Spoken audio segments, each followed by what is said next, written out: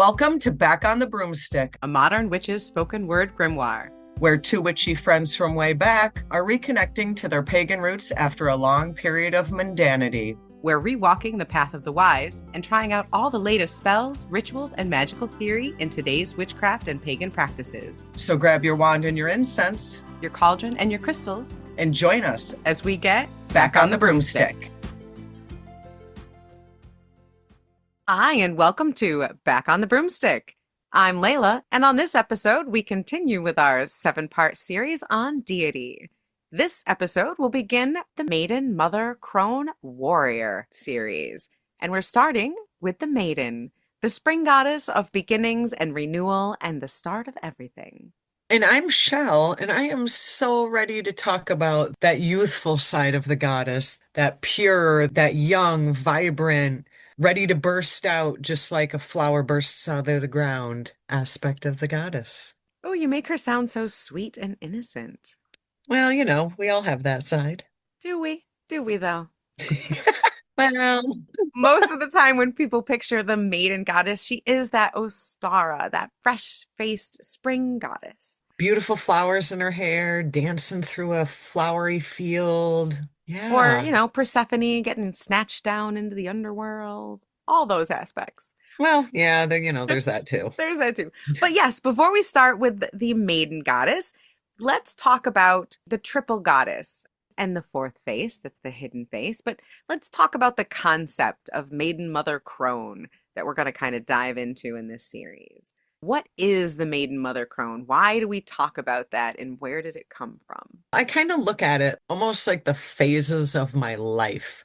So there was that teenager, carefree, living large, and then, transition into the mom and, running everybody's life, and then transition into that the children are grown, everybody's out of the house, and you're kind of in that wise, old, okay, I'm not saying I'm old, but that wise kind of learned phase of your life.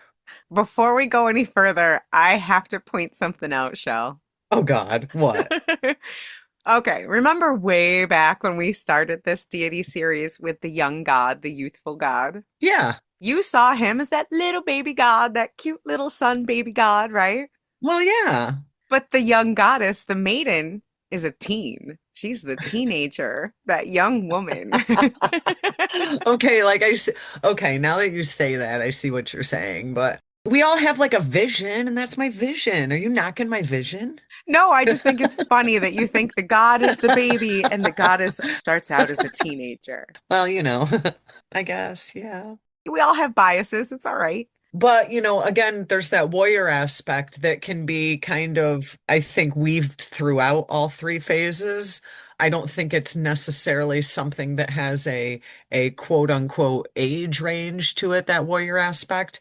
And then I equate that to the phases of the moon, which most people are used to, that triple moon, the two crescents. You see the waxing crescent, the full moon, and the waning crescent to represent the triple goddess. And I look at the warrior aspect as the dark moon aspect. The new moon. Yeah. And where this came from, the idea of a triple goddess. Where'd it come from?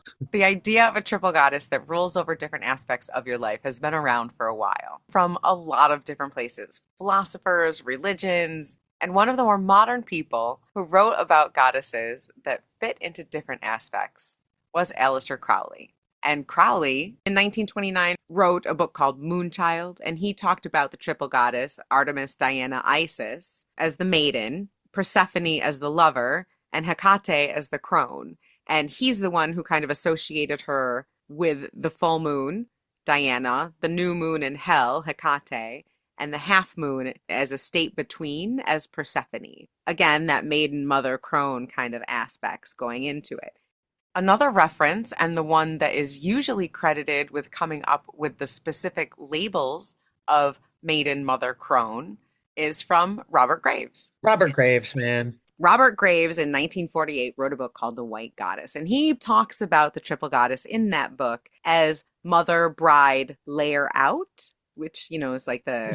What is that, like on your deathbed? Layer out? Yeah, the person who lays out the dead, the old people who laid out the dead, exactly. And he also calls the triple goddess maiden, nymph, hag. So his idea was the triple goddess very much comes from the perspective of monotheism, right? It's the idea that all goddesses are one goddess. And that goes back even a little bit further to philosophers and scholars in the 1800s kind of looked at the Greek and Roman gods and goddesses and came up with this idea that they were really just talking about one great goddess, a great mother, the great earth mother. And this was a German philosopher, and his name was Edward Gerhard, and he came up with this idea in 1849. And it's cool, and I do agree with that. I do like the idea of a great goddess or a great god, but it is very limiting. And I think they were kind of trying to make sense of polytheism by pulling it into the idea of a one. Well, I kind of get that though, because I guess I've kind of always viewed Hecate in that way. We've talked about this a billion times, how I've kind of seen her as that younger version. And you'll see a lot of statuary of her as kind of a older hag-like figure. Maybe not so much like a super young version, but I could see like a mother warrior crone aspect of Hecate.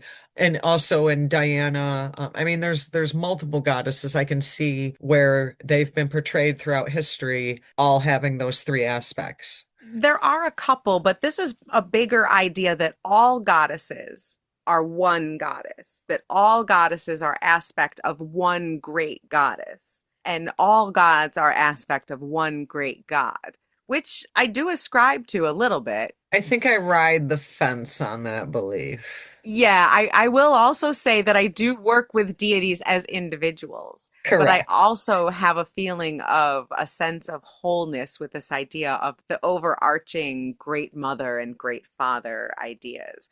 But it's very hard to describe because then, there's these aspects that are individuals, that are individual personalities, individual deities. Well, and I could see, depending on where you're at and what workings you're doing, maybe regardless of what goddess you're working with, maybe you're going to pull on that younger, new, fresh energy as opposed to the older, wiser, learned energy. Right, right. While the main idea of the triple goddess is three aspects in one goddess, the great mother, who embodies all of those aspects. There's also the idea that each goddess herself is a triple goddess, that every goddess contains every aspect in different ratios, just like each person contains all aspects in different ratios. Each person goes through all aspects in their life. And like you mentioned at the beginning of the episode, part of the magic here is that we're supposed to see ourselves in deity. Each goddess has qualities that we can relate to in our lives, and they change as we change. That's partly why a lot of religions, not all of them, relate the goddess to the moon, because they look at the cycle of the moon changing as reflecting cycles in our life, like we change. The cycle of the moon on a large scale represents that same cycle of life. Youth, creation, wisdom, and warrior in there somewhere. And on a smaller scale, it mirrors the reproductive cycle of someone who gets a period. As well as societies back then looked at things like menstruation as some crazed mystery, Right. as well as the moon was a mystery. I mean, obviously now, we've progressed past that, but there's still that association with women and mystery and the moon and mystery. Right. And so if you think about it as phases of life, phases of the moon, phases of your period, if you follow the goddess as moon, you can do it that way with that 28-day cycle, the waxing, the full, the waning, and the new moons is the four different aspects. You could also do a solar cycle with the four different seasons being the four different aspects of the goddess. So, however you choose to do that with moon as goddess or sun as goddess, it's still four aspects of your life: maiden, mother, crone, warrior. And I liked how you said earlier how the warrior weaves through. And I honestly think that your phases of your life kind of loosely follow that, but there's times when you're young when you're going to feel old and you're Right, going to act more mature or right. so I think just like you said that with the warrior aspect of the goddess, all of those phases, we're all on different parts of that spiral at different parts of our life. It doesn't necessarily have to go in one beautiful, cohesive order. Maybe your beautiful, cohesive order is to be crisscross applesauce all over the place. And the other thing too is, we touched on this a little bit back when we talked about the god, but one of the reasons that I found a lot of joy in witchcraft and why I identified with it so much is because of the goddess. When I found this religion and found out that feminine, female, women goddess was powerful and amazing and sacred and holy and part of the creation of all, part of the creation of everything, that being feminine, that having feminine energy, that womanhood, that these qualities that make up who I am are not profane, but instead profound. And that there's a divinity to womanhood, and that my period wasn't gross and dirty, it was sacred. I could create life. And that myself as a woman, that sexuality isn't bad. It's sacred. It's sensual. It's part of the cycle of nature. That I, as a female, could be seen as sacred and holy and divine was fucking amazing. I loved that. I dove in head first to that maiden mother crone idea because I could see myself in it so fucking clearly. Let me guess, you got a journal and journaled about it. I probably did. Yeah, no, I have them. I still have them. But, but very quickly, it doesn't fit. It doesn't fit. Because right now, technically, if we followed that outdated cycle, We're crones. we're crones. I don't feel No, we're like a not. crone. We are not crones. We have no Right. business being crones. Exactly. So there's the first problem is that these were written when these ideas came about when women hit puberty very early and they got married early and had children early. And also died very early. Exactly. And this doesn't fit. Plus, our idea of what woman is, of what femininity is Is also not. changing. Yep, it's very, very different. And I know a lot of women that don't get a period, don't have a uterus anymore, or never did, couldn't have children, don't want to have children. There's so much about this that doesn't mirror. Fit. Yep. Yeah. And so we're kind of working with it in fluid ideas. And like when you and I talk about it, when we work with the idea of goddess, we mean this energy of reception, of creation, of life, of growing, of making, of being, of seeking, all these things. And you don't have to be a woman to do those. We all have this in us. It's a range of feelings and being and doing. We talked about the same thing when we were wrapping up with the God about how you can have that male energy, that God energy, that male warrior energy and be female. The same damn thing. You can have that nurturer, that mother, that female warrior aspect and not necessarily be female. Right. And not be a mother, not even have a uterus. You don't have to have any of that to have that mother energy, that giving, that receptive, that taking care of things kind of energy. For me, I think that goes back to your spirituality. It is your soul work. It's not this flesh pot work that we're doing. I am here in this like meat suit, but that's got nothing to do with my spirit and my soul and my spirituality. The meat suit is just secondary. So, maybe this year or this 7-year cycle of my life, I'm really riding that male energy. And then maybe the next 7-year cycle, I'm really riding that female energy. I'm being so good right now. You're an asshole. You're an asshole. I'm sorry, I'm a 12-year-old boy. I can't help it. You're going through your young God phase right That's now. right. Yeah. So, even though I found the idea of maiden, mother, crone, warrior very fucking empowering, You've also learned to find the young god, the warrior, and yes, the in sage. Yes, myself, I really yes. like, you'll see these aspects named many, many different things, and you'll hear the fourth face of the goddess. Or some people would say it's the third phase because some people say this warrior phase comes after the mother phase and before the crone phase, but it's the fourth phase. Confusing, I know, but It's wherever you want it to it's be. wherever you want it to be. But some of the names I've heard for that fourth face, the warrior face, are queen. I've heard enchantress. I've heard mega. I've heard so many different things to refer to that warrior aspect, as well as the other three. And actually, there's one that I really like. If I was going to rename, like if everybody was like, hey, Layla, it's your turn to name something forever in paganism and witchcraft.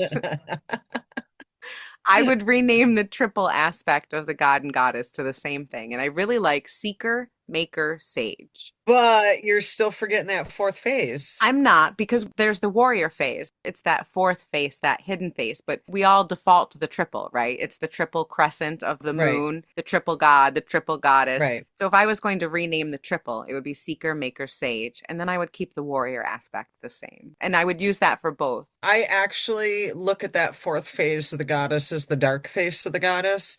And let me tell you why.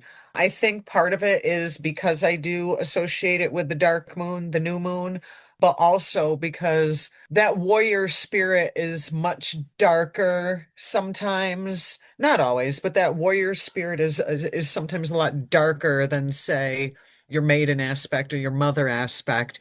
That warrior aspect is getting down to the nitty-gritty and sometimes fighting the good fight. And that is kind of a dark thing, comparably so. So I've always looked at that fourth face as the dark face of the goddess. Yep, exactly. You got it. The way we commonly make a symbol for the triple goddess is waxing crescent, full moon, waning crescent. Each piece represents one part of the goddess. So naturally, the part that you don't see, the part directly behind the full moon, the dark moon or the new moon, is the hidden face, the fourth face of the goddess. So that's how it got its name, because it's the face that you don't see, but is still very much a major component of the whole cycle. Yeah. So I look at it as maiden, the mother, the crone, and the dark face of the goddess. If I was going to call myself that, though, like if I was going to say, I'm in my dark face stage, it just doesn't Look flow. out, bitches. I'm in my dark. If I tell you I'm in my dark goddess phase. I'm turning the dark face of the moon to you right now. Beware. Yeah. I Okay. mean, All right. Sure. It could work. We can make it work, Shell. We'll make it work. we'll make it work. We'll We'll make make it it work. work. And I like that too because it is the dark aspect of the moon, the dark face of the goddess. It's the one that's secret. It's that secret face that we didn't talk about. Back 20 years ago, when I was teaching the class on the fourth face of the goddess, people didn't know about that. Saying, hey, you've got the waxing, the waning, and the full, but what about the new moon? What about the dark moon? You were like, That mystery, the that mystery. I don't want to say hidden. Hidden might not be the right word I'm thinking, It but is hidden and it wasn't talked about for a very long time. It wasn't even part of the conversation. yeah, yeah, and that's how I see that aspect. Yeah, I do too. And especially when you're talking about stereotypical traditional womanhood, traditional femininity. It was just maiden. Oh, you got your period. Now you've got a baby and your mother. Now you're barren and you're a crone. Right, you're menopause, now you're a crone. And that Fuck hidden off. face, it's that new moon, that dark face, that hidden face is that quiet warrior woman that's hiding. A lot of times women in that patriarchal society had to hide Have to that. hide, yeah. They had to hide that warrior spirit. If you had that energy, that strength, that passion, you had to hide it. You had to keep Yep, that shit quiet. yep. So these are outdated. These very quickly got outdated for a lot of different reasons. So we're trying to make them fit in today's world. And you can if you look at them as mother as maker, maiden as seeker. A maiden as a seeker is perfect because that's what you're doing when you're in that young phase of life. You're seeking knowledge, you're seeking experiences, you're seeking new things, you're seeking out everything in the world, whether you're a maiden or youth, right? And then, as far as is the mother phase, like you said, maker, actually I prefer creator, but that could be you're a damn carpenter and you build shit. Like creating is creating. Just because I chose to create a baby and you chose to create a building doesn't negate either, you know? Exactly. A creator is a creator. Maybe you're an artist and you create art. Like, I don't know, that's your creative phase. Yeah, Yeah, no, I get it. I get it. exactly. And Maybe I smoked a little weed tonight. maybe I created a whole garden of cannabis. But man, Also true. yeah. And you can be these at any stage in your life. You can be a creator at any point. I'm past the mother stage. I don't feel like I'm in the crone stage, We're still maidens. Who are we kidding? right? But I just helped to create a whole pagan community that's going wonderfully. It's And I amazing. love it. That's still creator goddess energy. That's still creator God energy. That's the spark of creation. That's passion and energy and adding these two divine things together. And so being a sage, being someone with knowledge, that stage can also happen at any time. Like we talked with the God, there's more like a sliding scale, that whole circle, the circle of life. The circle of life.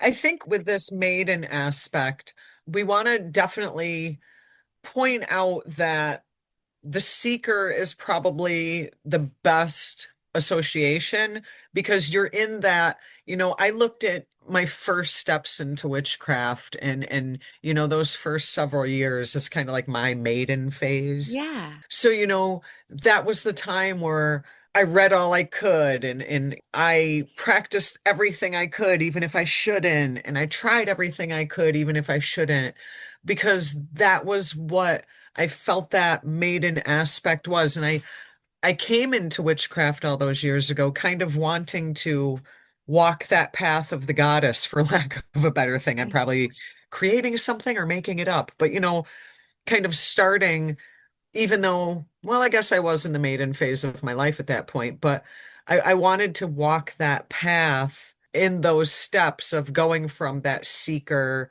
to kind of that teacher to that more wise elder, for lack of a better word. I wanted to do that. And it so happened that we entered into witchcraft at those phases in our life as we were Right. maidens, as we were seekers, and grew up in that craft. But I think I would have taken that path even if I came into it at this age. You know what I'm Yes. And saying? yeah, that's exactly the point I wanted to make. Where I was going with that is that you can do that. These cycles, these phases aren't just a phase of your life from childhood to adulthood to cronehood. You can enter these phases at any time. It's like the moon changing every month. The moon is maiden, mother, crone, dark face of the goddess every month. You too can go through these cycles at any time in your life. If you're starting something new, you are the seeker, you are the maiden. As you grow in that craft, you are now the maker, the mother. Now you're ready to teach other people and to give that craft to others. You're now the sage, the crone. And you can do that multiple times in your life, just like the moon. Absolutely. I mean, even at 50 years old right now, I have no problem starting over as a maiden. Let's do this. You know what I mean? It Yeah. just, like you said, it just so happened that we happen to be at that same associated age, but I'm ready to maiden my shit out right now. Right. That's right. Well, let me tell you, that dark face, that warrior goddess, the enchantress, that fiery spirit, I got a lot of that going on. And this is what happens when you're in different phases. But going back to something that you said earlier when we started talking, is that these kind of weave through too. It doesn't always go in order. Sometimes you're gonna start out at one or the other, and it doesn't have to go in order. Kind of like how my one kid skipped from maiden to crone to mother. Yeah. Happens. People do things their own way. Yeah, and I think I grew up as sage to mother, and now maybe I'm the seeker. I don't know. And I was actually going to say something kind of like that, not relevant to you, but you're so right. You know how there's always those kids. Have you ever had like that cousin where somebody's like, well, they're an old soul, Yeah. that they're an old soul. I Mhm. think those people are born in their crone in Sage Stage. Yeah, different episode, but yeah, Yeah, I the think people so that too. absolutely different episode, but like the people that they say are an old soul, I think they're just born in a phase that doesn't match their age. Yeah. And we can get stuck in phases. We all know someone that's stuck at that youth, maiden, or seeker stage and never really gets out of it. Layla's really a 12-year-old boy forever. I really am. Much I can do about it. You love me anyway. I do. I do. But back to my 12-year-old boy and back to the maiden, back to the seeker stage, the idea of this passion. Like we were saying, you can start this at any time. You don't have to be that age. When you were first into witchcraft, whatever age you came into it, it's that seeking of knowledge, that being willing to try new things, willing to Well, and fail. that new beginnings and that burst of newness. And I felt like coming into witchcraft that I was in that phase. Like it just felt natural. Oh, yeah. It's anytime you start learning something new, it's wonderful to start with that burst of fresh energy, that spring, that's everything popping up and growing energy is fantastic.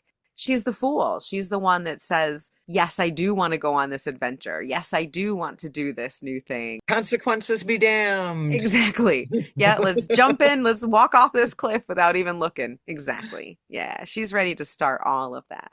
So she's the archetype that is fresh beginnings, curiosity, potential. She's the waxing moon. She's spring. She's Ostara. And to some, she's Persephone. Persephone is one of those goddesses where you can see her as mother or as maiden, depending on which phase she's in Or what phase you're or in. what phase you're in, right? So you can see Persephone in the springtime as maiden. She's the mother in summer, and she is the queen of the underworld, the queen of death. She's also the crone. I do, when I think of the maiden aspect, more often than not, Eostar comes to mind just because of that association with the spring and the newness and the starting fresh. Because as much as we say, you can cycle back through these phases, that's exactly what going back to the maiden phase is. It's kind of that start fresh. And, there's been a couple times after divorce or two that, sometimes you got to kick it back to that maiden phase and kind of start fresh. So I very much think of Eostar because I associate it with spring and the new beginnings and Ostara and all of that. Eostar, Ostara, Persephone as maiden, Iris, Athena, Diana, the virgin goddesses can be seen as the maidens. But again, any goddess that you follow, you can always just call upon that goddess's maiden aspect. Right. If you're looking for a goddess and if you're working with a goddess and you want to call in her younger aspect, if you're looking for new beginnings, if you're Call looking Bast for in her kitten form. is that a good idea? That really doesn't sound like a good idea.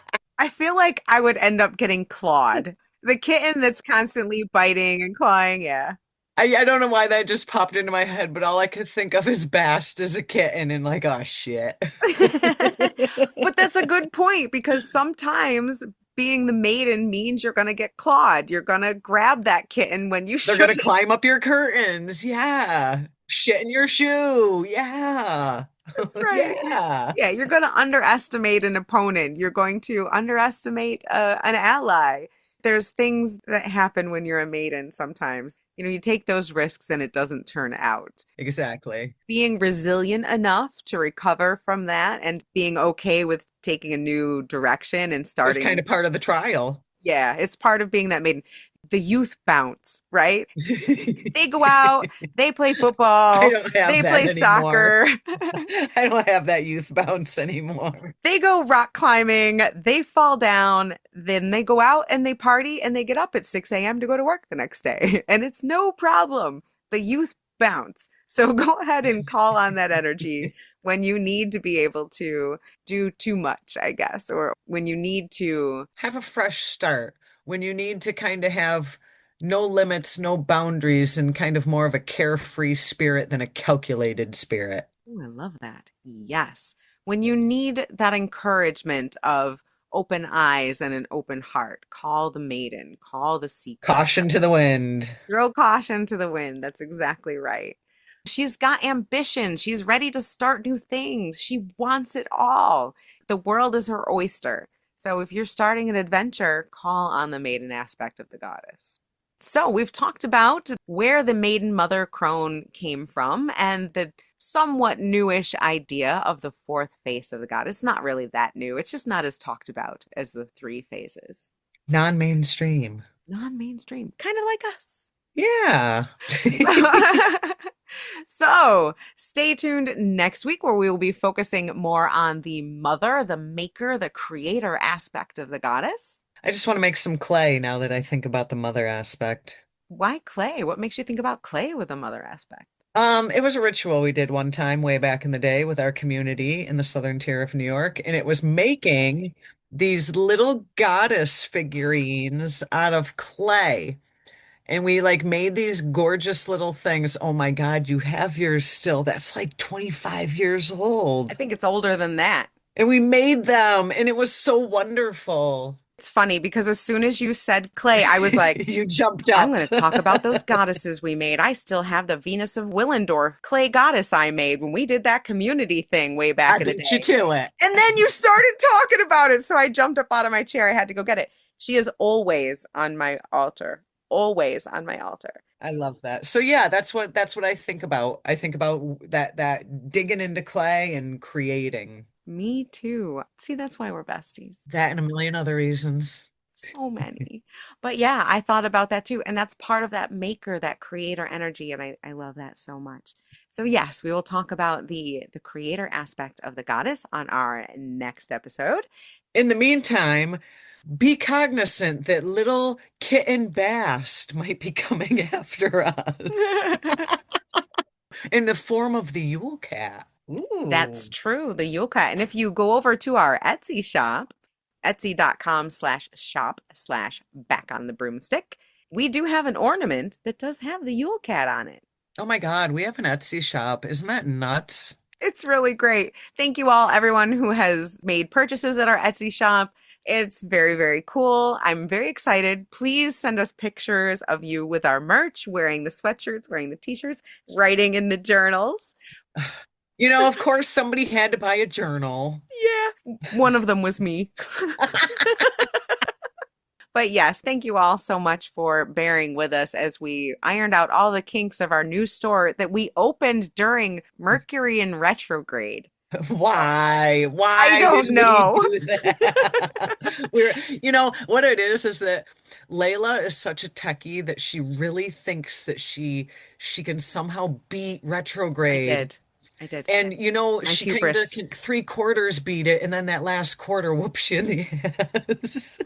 I was doing so good. I was gonna be Till you victorious. weren't. No, yeah, Mercury retrograde said, "No, sweetheart, I am way bigger than you are." And the winner is not Mercury, Layla. not me. No, but we persisted, and I appreciate everyone who pointed out any issues that they And had. all the kinks are now worked out. Oh, please don't say that. That means I'm going to find 3 more by the time this episode airs. But we're working on it. So if you do run into a problem, let us know. But I'm pretty sure we've got everything taken care of. And there will be new merch probably up in the next week or so. So thank you again for your support. We really appreciate it. And don't forget, just like last year, we are doing our Yule Winter Solstice card exchange again. If you send us a holiday card before December 21st, we will send you one back. And this year we'll be sending out cards that we designed ourselves. So check out the show notes for our post office box address and get us those holiday cards and we will send you one back. In the meantime, be wise, be wicked, And keep it witchy.